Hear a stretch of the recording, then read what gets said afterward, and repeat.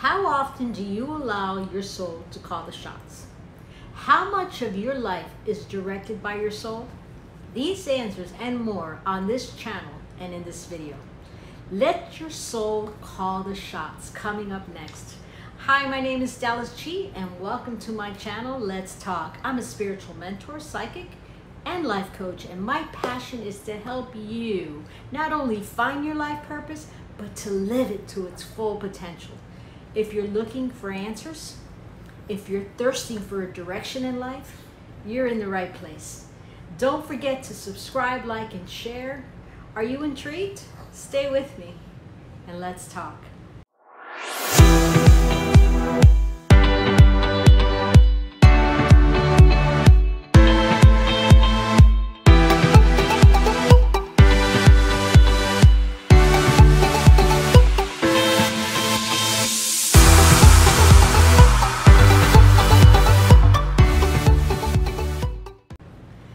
The soul is eternal. What happens to the material body is transient. It will go. When you listen to your soul, hearing the messages and following through on them, which tends to happen when you're tapped in, life flows. The eternal values of the soul are here to stay. So why not let your soul call the shots? As we spiritually grow, we are challenged daily from more things that are found in our external world. We have physical urges that demand our attention, such as sex, eating, drinking, leisure, and having fun.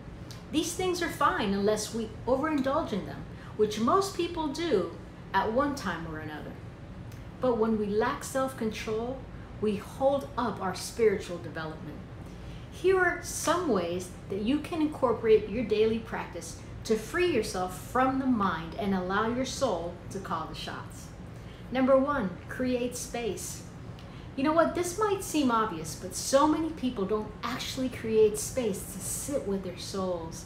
Powerful ways to do this include meditation, journaling with powerful questions, yoga, anything that connects you to your energy. We all have a unique energetic vibration. Have you ever gone for a run or done something that made you breathless and paused after to feel a deeper pulse from within? It's that energy, that unique essence of you that is your soul. It's formless and wordless. It's a feeling. Create space to sit with and connect to this feeling, to listen to your soul. Close your eyes, drop in, and feel. Sometimes embracing the space feels weird and requires an adjustment period. One of my favorite practices is sitting on the floor in restorative yoga poses with healing music. One of my favorites, the lotus pose.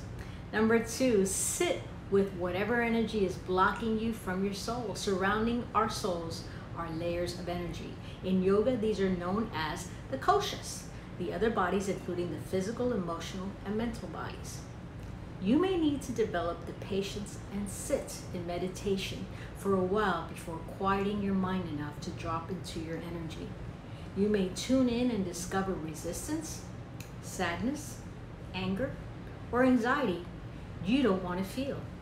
To drop in and listen to your soul, it's important to feel these feelings. Separate from the story around them and clear the energy from your body through the practice of simply feeling. Some people feel like this, and it's hard and scary, but that's a story they tell themselves, and that's a story that will never lead to an empowered, soulful life. Choose to be strong and to show up for the work that is required. If you don't do the work, you'll spend the rest of your life running in search of a magical pill that doesn't exist. The only way out is through. Also keep in mind that sitting with emotions of resistance is not a one-time thing. I often see my clients fall into this trap when they're in a prolonged period of peace. The truth is, we are human, and part of being alive is experiencing the realm of emotions. I call this living a technicolor life and see it as a good thing. Osho talks about how sadness is roots and happiness is branches. And I love that. Sadness gives us compassion. When you get too high on life, it's easy to look down on others and judge them for not being happy too. It's best to keep a middle ground, a yin and yang, and open to what is, trusting that everything is ultimately happening for the highest good. And what I was thinking just now, that I wasn't going to say, but I'll say it anyways, is that our pain connects us to each other. But I don't really like that. I think as a society and generation, we need to shift our thinking away from the idea that life has to be a painful struggle.